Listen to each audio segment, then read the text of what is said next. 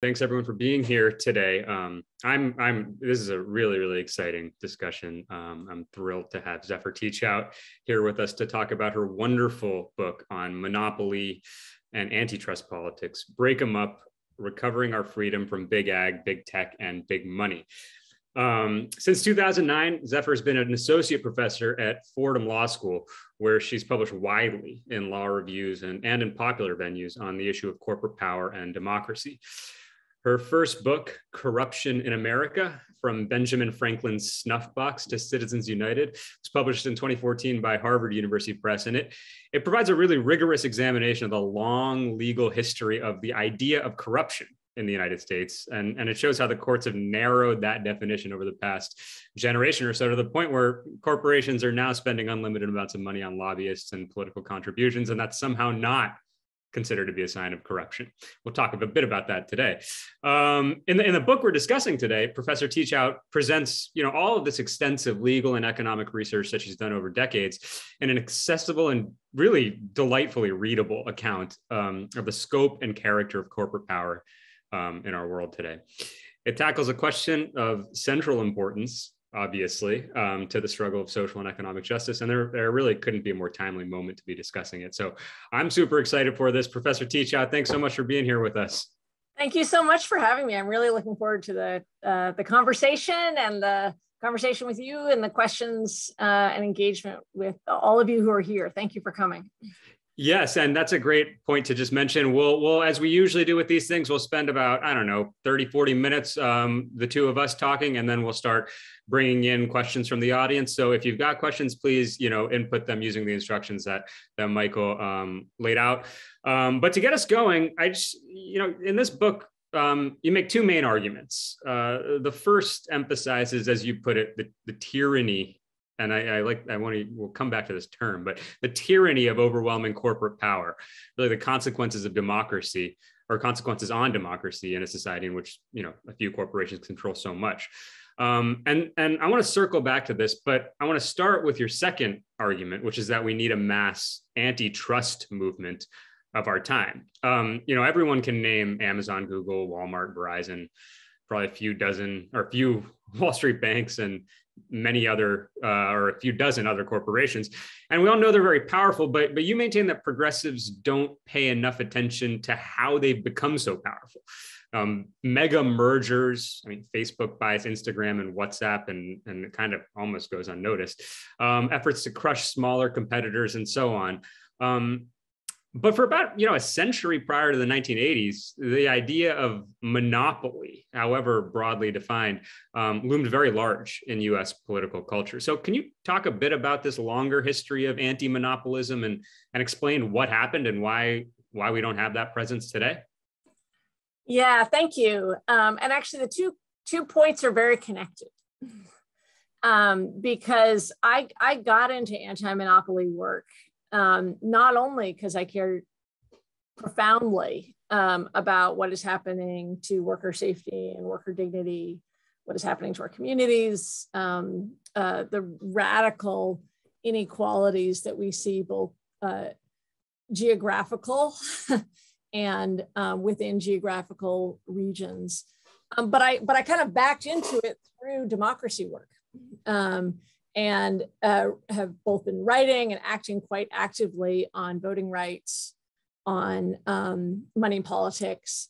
And it became clear to me that there's this sort of big democracy work that this is changing, but that the left had not been engaged in for some time. And that it's really important to understand anti-monopoly work as democracy work. And, the Shakespeare in 30 Seconds version of this is that a core part of the American Revolution was an anti-monopoly push. Like, think about the actual Tea Party as a push against government by the East India monopoly. And that there was even, if you look at Wood and other historians of the era, they talk about the revolution as being against the spirit of monopoly. In that context, these are governmental grants of private power authority over whole geographical regions. That sort of anti-monopoly understanding of private capital as potentially playing a tyrannical governing role maintains throughout most of our history. And a really key moment is the Reconstruction, where you see a real tying by abolitionists of the illegitimacy of power based on race and illegitimacy of corporate power. And I'll just use one example. Charles Sumner, famously beaten on the halls of the Senate as an abolitionist, was also a determined anti-monopolist, and said at one point, and this is nothing against New Jersey, very much in the news today, but that taking the train through New Jersey was like, basically riding through the kingdom of the railroads, who would say to all who passed this way, I am your prince. Sort of what is going on when railroads, what he was talking about is the railroads' power over farmers and anybody who was trying to get their goods to market, that governing power. And then you see Du Bois, who's one of our country's greatest anti-monopolists, writing and working through the role of anti-monopoly and local creditors in maintaining the economic disenfranchisement as well as the actual disenfranchisement of Black Americans. You see the anti-monopoly movement in the early, I'll hurry up, sorry. The anti-monopoly movement in the early 20th century take different forms and actually turn into key pieces of legislation. Very relevant to today is the moment in 1912 when the president signs the Clayton Act, one of the key pieces of anti-monopoly legislation, and sends the pen that he uses to sign the Clayton Act to the head of the AFL-CIO, who calls it a charter of liberty for workers, because there was, again, a sort of lots of debates, when we're sort of patching over those debates, but a deep understanding that concentrated corporate power was bad for democracy and really bad for workers because it changed their negotiating power for wages, dignity, and benefits. And the strongest modern anti-monopoly movement is in the post-New Deal era, where you actually have a significant sustained anti-monopoly philosophy that involves both stopping mergers and supporting co-ops, rural electrification being just one of the many examples of this sort of a vision. The Green New Deal is like the modern vision. This is very similar, a vision of massive federal policy that is done in a decentralized way that works for co-ops and workers. So then what happens? Well, in the late 1970s, there's a massive intellectual revolution. Martin Luther said, if you want to change the world, use your pen. Well, a series of economists broadly associated with the Chicago School basically rewrote history and rewrote economic policy. And they did 2 or 3 really critical things. One is they said, oh no, all this history was foolish. The real purpose of these antitrust laws, Clayton Act, Sherman Act, you don't need to know the details. The purpose of these laws was just consumer welfare. It's not about freedom. It's not about workers' power. It's not about local communities having thriving pharmacists. Not about any of that. It's just about how much toothpaste costs at the grocery store. So 1, consumer welfare. 2, they gave judges this kind of crazy job of deciding whether, instead of saying you can't do this, this is a kind of contract you can't engage in, which is the history of antitrust laws. They said, oh, you should just judge, it's called the rule of reason, but you should make decisions about whether behavior is illegal or not based on its other ancillary benefits. And the third thing, and this is so important for this conversation, for the work that Samir does, is they basically said economic policy is not the public's job. And especially in the area of antitrust, it's too complicated. It's like, it's beyond your capacity. This is the job for the economists, the priests. And you have to basically understand, and if the priests say this is not okay, then it's not okay, but trust us, this is too complicated. Effectively, you are stupid, you should be scared. If you see concentrated power, it's actually efficient. And the effect of these three parts of the revolution was really substantial. I mean, we've been in a merger wave for decades now, and almost every area of the economy is aggressively concentrated, where you have a handful of actors really doing what anti-monopoly law is supposed to stop, which is dictating terms. Not like, think about drug companies. They're not like in a trying to provide the best services. They are just saying, oh, we want to raise the prices today over here, we'll raise them. We are sort of dictators on top of this. So to wrap up this intro, we are at a new moment where there is growing anti-monopoly fervor that is actual, popular on the ground. And it's one of those things where I think the public is ahead of the elected officials, where you see, like, if you talk to, the Spectrum strikers, who are in one of the longest strikes in New York City history, right downtown New York City, they get it that after the merger went through, they just didn't have negotiating power anymore. Up until then, it's not like they love talking to Charter. It's just that they at least got a seat at the table. And once there is one or two or three, you don't need just one, two or three employers, they aren't even listening anymore. So we are seeing this revival of worker-led anti-monopolism, small business-led anti-monopolism. It's going to be really hard, but it's pretty exciting to see. Yeah, no, that is a wonderful overview. You actually, in answering that, it picked up on what my second question was going to be, which is this idea of the kind of academic definition of monopoly being a single seller that can raise prices. And so how do we make sense of corporate power in an era where Walmart and Amazon can charge next to nothing? But you've answered that through sort of this intellectual revolution that takes place. And also, I think it's fascinating when you're talking about kind of like all of the different dimensions of anti-monopoly politics over the last century, the anti-racist component, the labor component, because it speaks to, at the same time, it's worth noting that in the early to mid 20th century, some of the more vocal anti-monopolists were also like Southern Jim Crow Democrats. So you had this wing too. And then, corporations are talking about the labor monopoly, blaming considering unions as a monopoly themselves. And that relates back to your point about the AFL and Gompers' celebration. So, it had such currency across the political spectrum. It was I don't know, that's what I was thinking. No, I love it, because it's like I gave the sort of like the clean heroic version.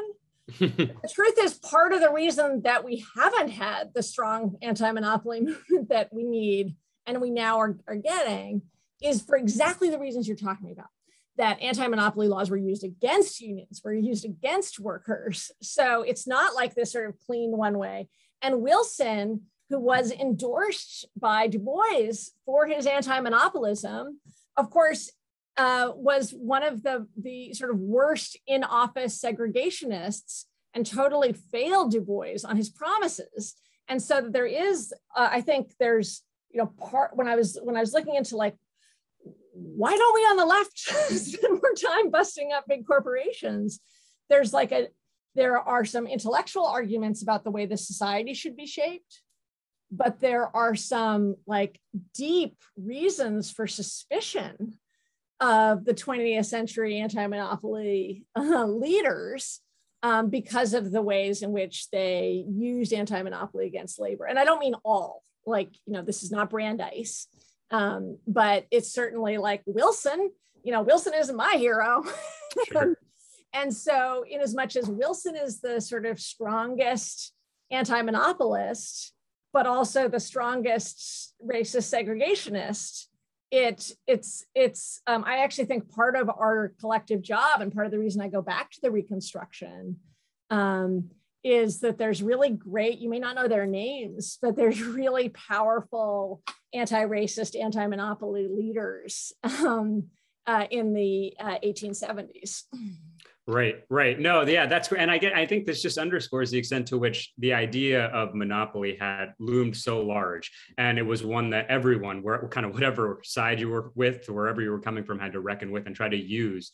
And that ultimately could lead it to have a kind of checkered history in many respects. But I guess, I mean, like what's notable now is that the idea of monopoly, maybe it's changing, and that's what we're going to end up talking about. But for, as you say, for the last couple of decades, hasn't loomed as large. Right. But we've seen, again, enormous concentrations of economic power. And so, one of the, you moving into the present, moving into now, or the last, let's say, decade or two, you interestingly, I think, start with the example of the chicken industry. And you describe what you call the chickenization of the American middle class. And there's a lot that I think is really important here. But one of the things that I found striking is how you show the extent to which people in rural America, like chicken farmers, and people in urban America, like Uber drivers, let's say, have had very similar experiences, even if the sort of product that they're dealing with is very different. And they're not worlds apart, even if the political geography of our country might suggest that they are. So could you talk a little bit about what's happened in the chicken industry and how it relates to the experience of lots of workers, and perhaps how this may be the foundation or a potential for common interests among people who otherwise tend to vote differently? Yeah, I first got interested in this. I want to give credit to two people. There's more than two, but Chris Leonard is a great investigative business journalist whose book, The Meat Racket, really goes deeply into the nature of the chicken industry. And then Lina Khan,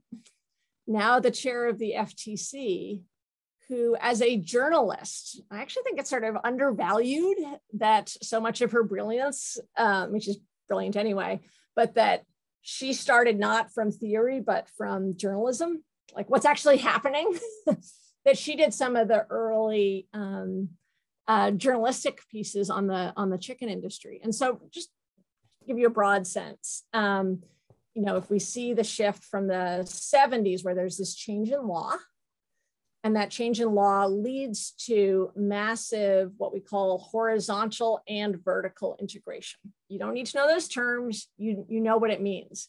It's the distributors all eat each other up and become three distributors. And this is like Tyson Pilgrims. You probably buy these all the time.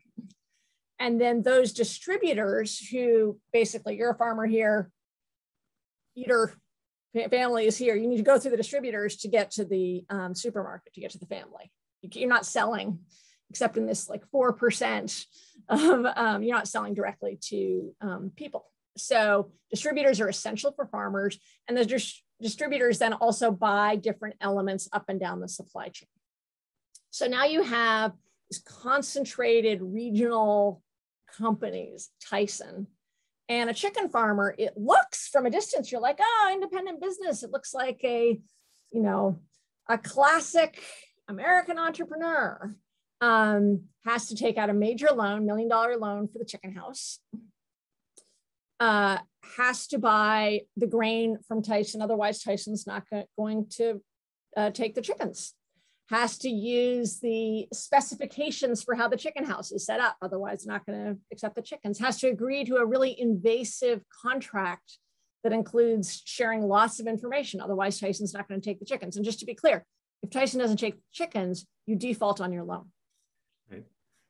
And what this leads to, and by the way, is paid a different amount every month.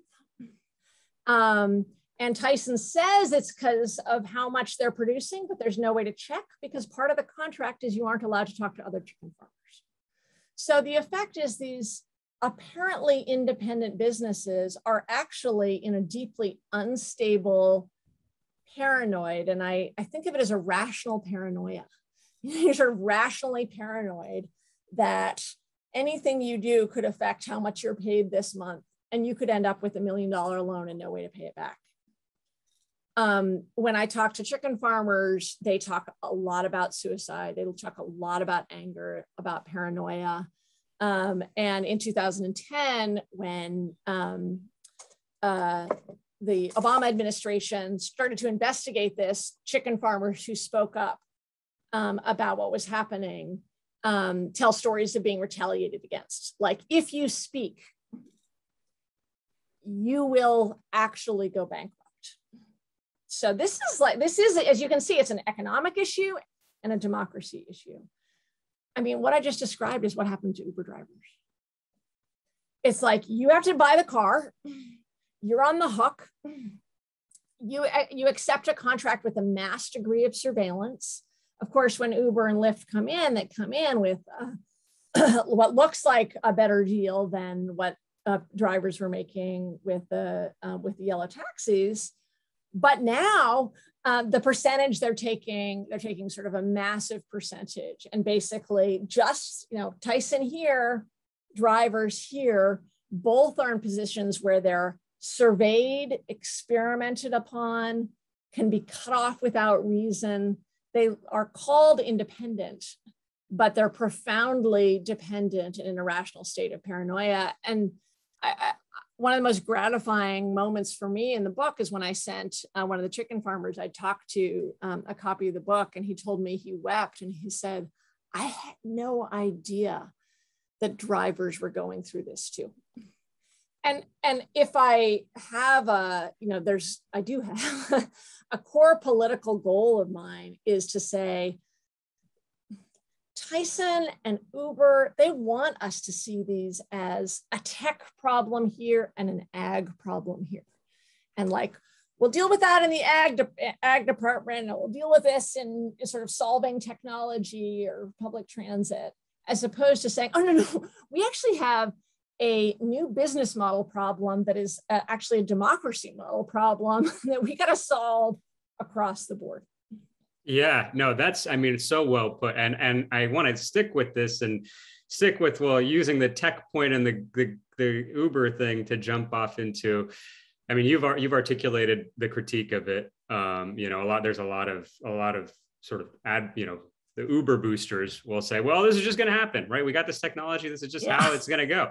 And of course, we should talk about this. Just yesterday, the New York Taxi Worker Alliance won an epic struggle for debt relief after a 2-week hunger strike and a long campaign. And they obviously have a very different analysis of this problem, and one that I think that they share with you in a lot of ways. So these workers and that union is a big part of your story that you tell in the book. So do you want to just talk a little bit about them and the industry generally in New York and more broadly, and why, what it says about the bigger themes you're discussing? Yeah, the other part of this, the taxi driver story is a little different than the chicken story in this way, in that in the 1920s, early 1930s, New York City had a problem. It had highly congested streets, underpaid drivers who were fighting each other for fares, and riders who couldn't trust the pricing and safety of their rides. Okay, so the first solution is this guy from Checker comes in, is like, hey, I will, sort of the classic a local monopoly solution. Hey, I will become the dispatch for everybody. Trust me, and I'll clean everything up. Everybody will be accountable to me. Just give me, let me control the dispatch. So the city, basically giving the power to a private entity. But then he got caught bribing several public officials. And the scandal led to the Haas Act, which is this taxi law structure that governed New York City for decades. Not perfect, but what's really powerful about reading the Haas Act now is it lays out its purposes in the medallion system. And the purposes are anti-monopoly purposes, anti-corruption purposes, making sure that drivers have dignity and decent pay, and making sure riders feel safe. And when Uber and Lyft came along and effectively did a run around all of those rules that had been in place for years and years, that led to the collapse of the value of the medallions. So this is not in the book, but I actually, it's so timely, and I want to say it. In other areas of law, we look at this as something akin to a regulatory taking. You guys know, like eminent domain or takings clause, when the rules are changed such that, like, okay, you built a business as a hair cutter, and now suddenly zoning means that you can no longer have that business. So your business went from being worth $1 million to $10,000. Well, often government will then pay and say it's as if we condemned that land, right? So I'm not actually, saying that this was a taking, but it's like that, and we have to understand it like that. And I think one of the, there's so many, I'm just so impressed with the activism of the New York the union that represents the taxi workers and the lawmakers who really stood up for this. But the default thinking was, oh, technology just did this, like a sort of technology on its own, nothing you can do about it. And it's important to, there are real impacts of tech. One of the biggest is the surveillance capacity. But as a political matter, tech has somehow come in and like made everybody's eyes fuzzy so they can't see the power structures that are actually not 20 years old, but thousands of years old. The feudal system is not an innovation, right, of extraction. And what I can sometimes see is there's a combination, like the techno-utopians are like, everything's better now. And the techno-dystopians are like, everything's worse now, instead of saying, okay, the things that are different are the capacity to track, surveillance, spying, and that increases already centralized power exponentially.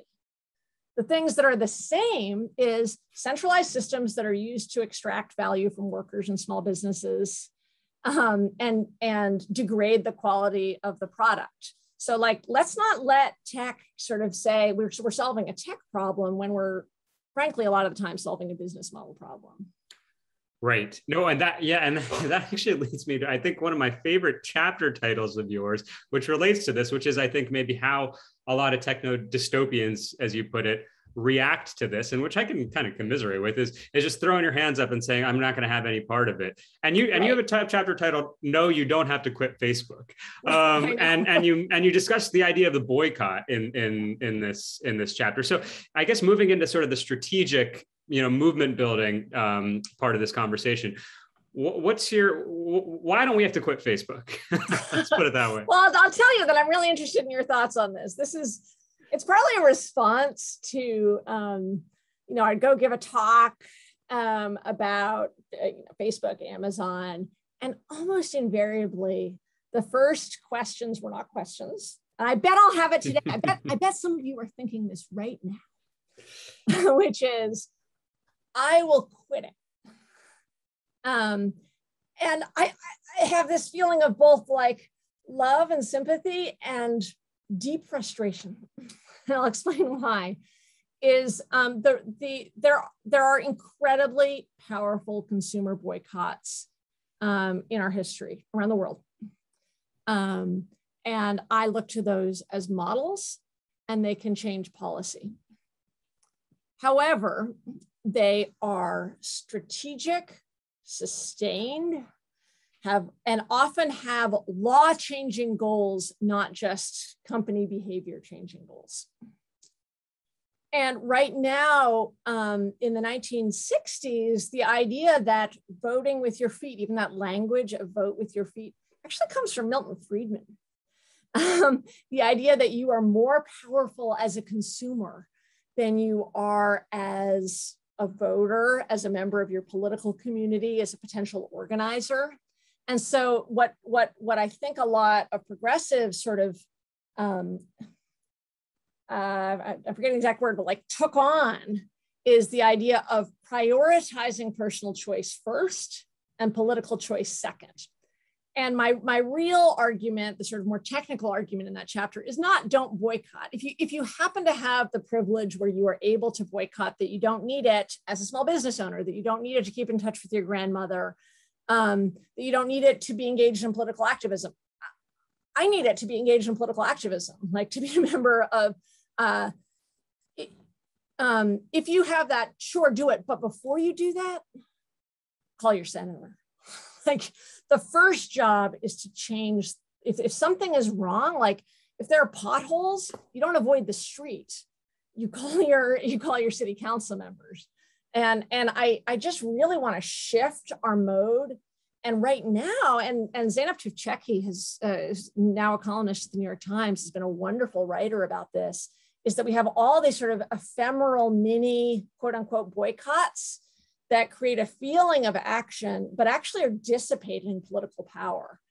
And like right now, if you've got limited energy, put that energy into changing the business model of Facebook and breaking it apart from Instagram. And then like, if you've got more left over, sure. If you want to go find, Verso, a non-ad based social media company, great. But tell me, like, it's an aggressive title, and I'm very much speaking to my progressive friends. So tell me about Samir, how you think about boycotting.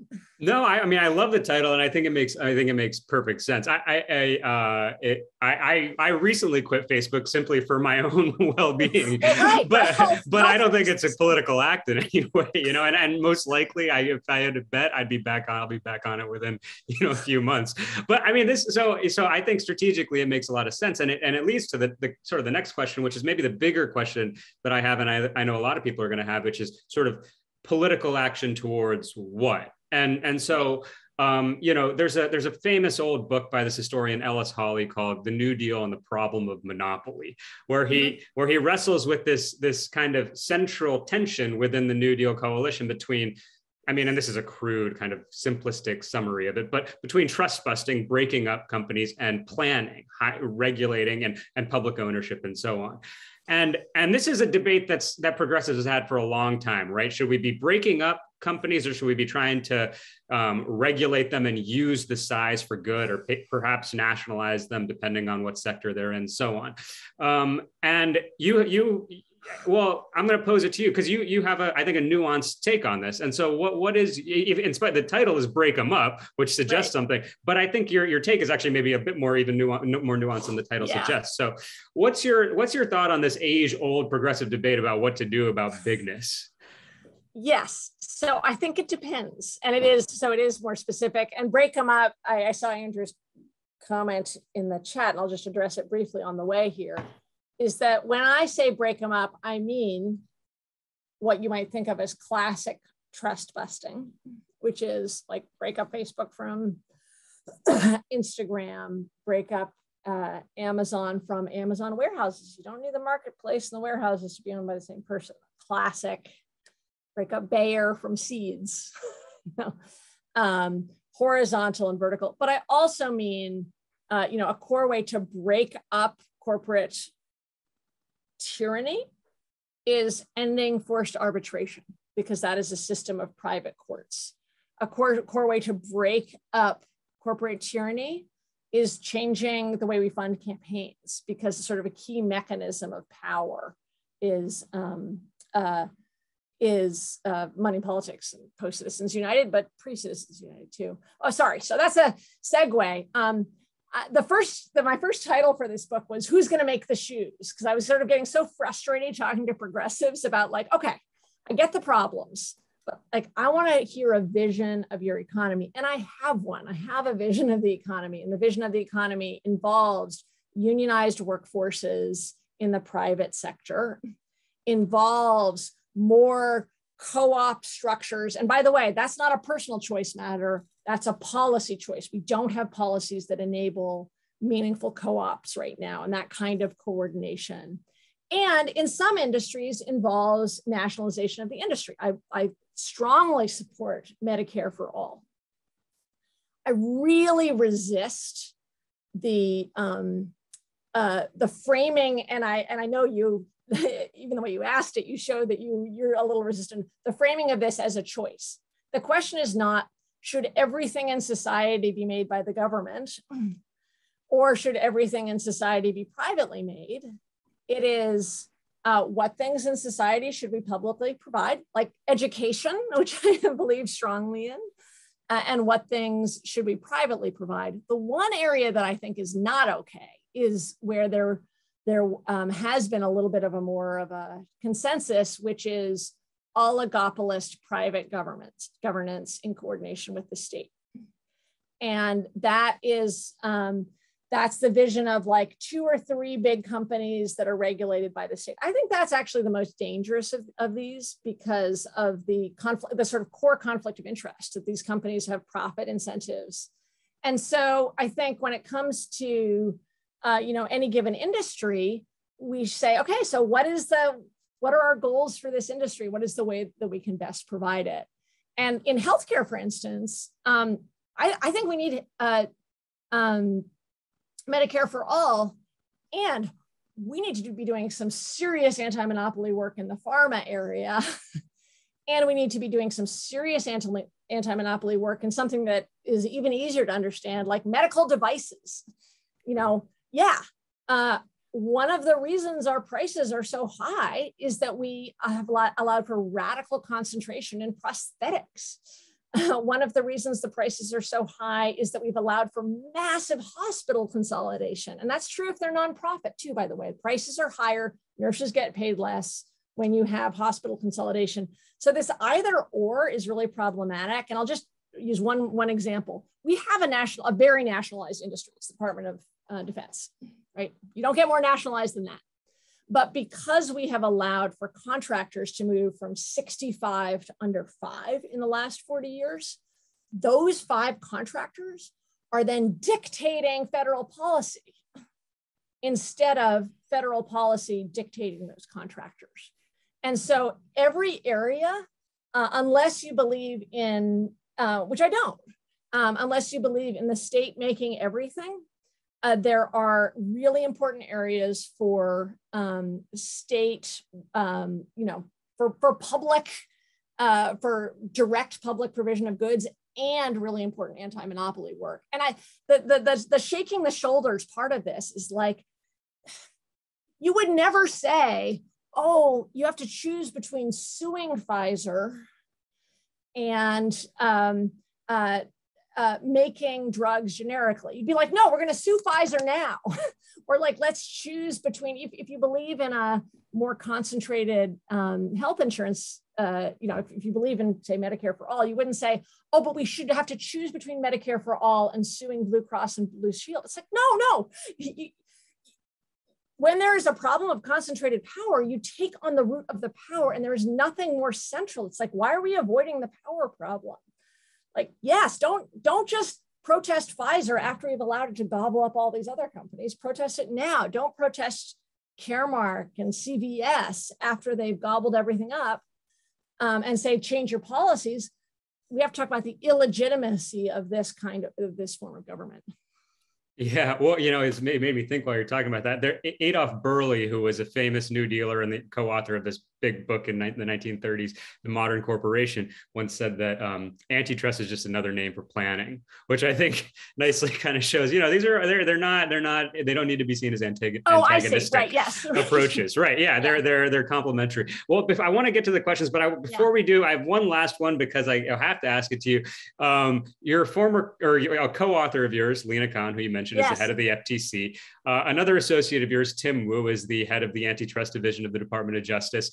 The Biden administration is clearly put people in high places on questions that you care about that seem to think similar to you. So what's your take? How's the Biden administration doing on the question of anti-monopoly and antitrust? It's pretty amazing. I feel like I don't want to declare premature victory, but we're pretty close to winning the war of ideas. And now we have the hard part, which is, really fighting against the entrenched power that don't want the change to happen. But Biden gave a speech, really profound speech this summer, where he said to me, He said failed. He said the policies of the last 40 years, and I'm paraphrasing, but I'm not paraphrasing the word failed. He said failed. It wasn't like what we're used to hearing from Democratic or Republican presidents. Frankly, since 76, since I was 5. There's more like tweaking. He said, this isn't working. And what, when we're thinking about Striketober and the number of workers who are going up against corporate monopolies, whether it's John Deere or American Airlines, where we have failed these workers by allowing these mergers. Like when the FTC allowed these mergers, it wasn't just like, yes, airlines are non-responsive to your complaints, which you actually know they are. It was, we were failing the workers because we were actually putting them in conditions where they had no power to negotiate. And his speech was powerful because he used the word failure and because he centered it in workers. He centered it in the research that shows that there are thousands of dollars a year that have effectively been stolen from workers by our monopoly choices that concentrated, in concentrated industries, you can track $5,000 to $15,000 a year that workers would have gotten if the industries weren't as concentrated. This is on us, and we've got a lot of work to do. It's bringing in Lena, bringing in Tim Wu, really powerful moments.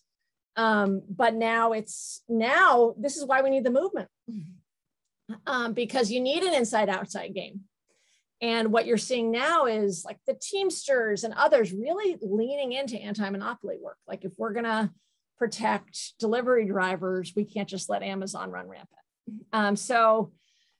When I started talking about this, it was like, even in 2014, I frankly got interested in this before that, but started really talking about it publicly in 2014. It just sort of sounded like this niche technical issue. And I give Biden a lot of credit for making it front and center, but we got a lot of work to do. Great. Well, that's great. So this has been great. I want to move into there's some great questions from the audience here. So one thing that we've touched on a little bit, but haven't really gotten into is the role of finance and Wall Street and all of this. And so we have a question from a couple of questions that I think touch on this. Susan Crawford asks, private equity firms now own and rent out about 15% of the private homes in the US, removing those houses from the pool available to single home buyers. Is that considered monopolistic behavior? Same question regarding the private equity firms buying up local newspapers, which is something that you've talked a lot about. So do you want to just take that one to start? I have an answer to that, but I'm actually, because I'm really interested, Samir, in your thoughts on PE in this realm. Yeah, I mean, I think that there certainly is a degree of monopolistic or oligopolistic behavior among both. I mean, with private equity is one, and then another that you talk about a little bit are the big asset management firms. Yeah, right. We have, there's 3 companies, BlackRock, Vanguard, and State Street, that now control something like 20% of the shares on the S&P 500. That's expected to go up to 40%. I mean, that's concentration now at a sort of a level above. Yeah. And private equity, to Susan's question, I think in certain sectors and in certain areas, especially parts of the Southwest and the Sun Belt in particular, they're gobbled up houses in the wake of the financial crisis. And I mean, I think there's no other way to characterize it than as monopolistic. I mean, it goes back to actually your first question that we didn't go much into, is that monopoly is a legal term and it's also a political term, very much like corruption. Part of my earlier work was reclaiming corruption as a political term, even if it has been interpreted one way by the court. And reclaiming monopoly as a political term in the PE context is not saying, I think there's a good antitrust suit. It's saying that they have a power to control, to be above a market as opposed to in a market. And especially in localized areas, I think that's absolutely right. And this is an area where tech and surveillance actually really plays in, because it's not just the percentage of land ownership, it's the relative power compared to other property owners who don't have the same information. So the information when to keep things off the market, basically the information which then creates an ability to extract value from anybody else with whom you are in negotiation, whether that's tenants or other buyers. And so I do think, and I have, like Susan, hi, I have a classic academic, a big mass. Sorry, I have one of those offices where the lights go off automatically. It's I have one of these sort of pages and pages of notes on thinking about land and monopoly, which, by the way, is like, talk about going back into the late 19th century. Thinking about, right, ownership of property, which is, of course, not just land. The other, of course, big anti-monopoly area here is in IP. So if you think of property broadly as both land and IP, there's a lot of monopoly issues there. So Susan, I will call it broadly, I would say it's a monopoly problem, but it's one of those areas where I just think we need to do a lot more work. And I think it's really important because of the amount of power in property in particular, to figure out how to think about the buy-up of property, of real property. Yeah, that's I think a important distinction to draw there. Thanks for that, Susan. Here's a question from Alexis Foote, which I think, we've been talking a lot about kind of these corporations that have become mega corporations, but there's certain industries where it hasn't happened yet, but seems like it's tending in that direction. And so Alexis asks, how do Black, Brown, and Indigenous people make sure that cannabis doesn't become monopolized? Companies like Curaleaf are buying up land and companies. And I guess we could apply this not just to this industry, but I mean, any other that we can imagine, right? That is sort of new. What's your take on how to prevent these things from happening? I'm shaking my head, Alexis, because this is so important. It's like, who has been most harmed? Where has the profit gone in the past? Where should the profit go now? It's like, to me, it's a no-brainer that we have to be really focused on where the wealth is and how to support this. And by this, I mean, how to support making sure that the massive explosion of wealth comes within Black and Brown communities, not from outside investors who have been making a lot of money and are going to now swoop in and make even more money. And I think there's, what I was going to say is, what I like about the question is, I think when you come to a new industry, it's easier for us to imagine it being any way we want it to be, right? So how do you make sure, for instance, that the same entities can't control up and down the supply chain? That's part of it. So that's, we talk about that in terms of vertical integration. How do you, a big anti-monopoly feature we haven't talked about is access to capital, and making sure that there is access to capital. And that access to capital is real, especially in communities where access to capital is the hardest thing. So I think having structural constraints is really, really critical. And I had a student look into this 8 years ago and 5 years ago and 3 years ago, but I actually haven't looked more recently at like what the best model is. And I'm really interested, Alexis, if you've given any thought, or others here, about like, where's the state that's doing this the best? Because there's a lot of the states that are doing it the worst.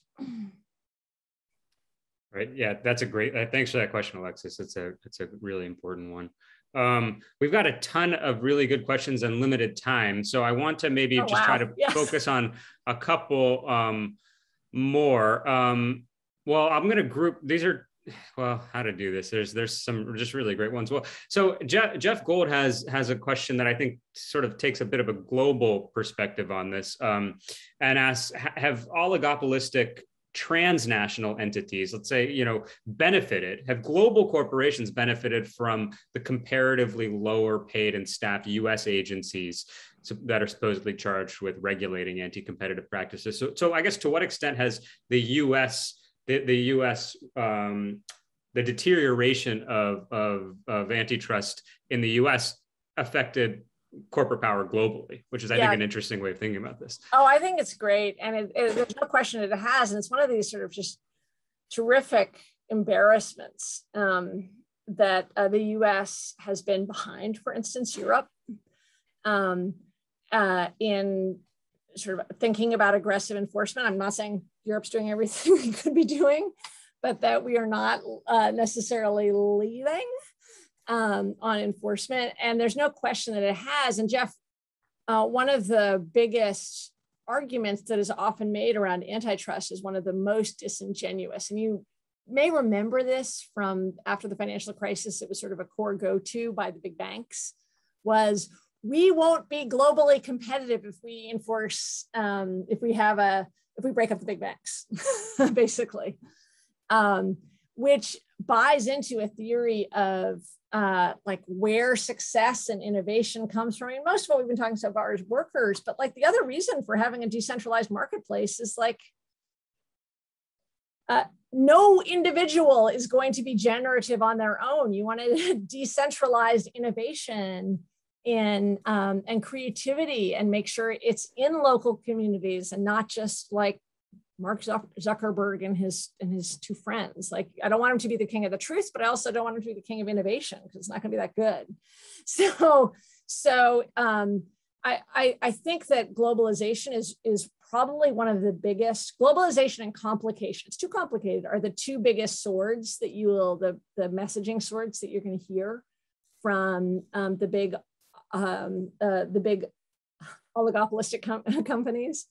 And you've just got to like call them out on it, because it doesn't hold up, and in fact makes us more vulnerable in a lot of ways. I know we only have like 1 minute left, but yes, it has clearly been a huge part of the rise of granting governing power to companies that are not just governing here.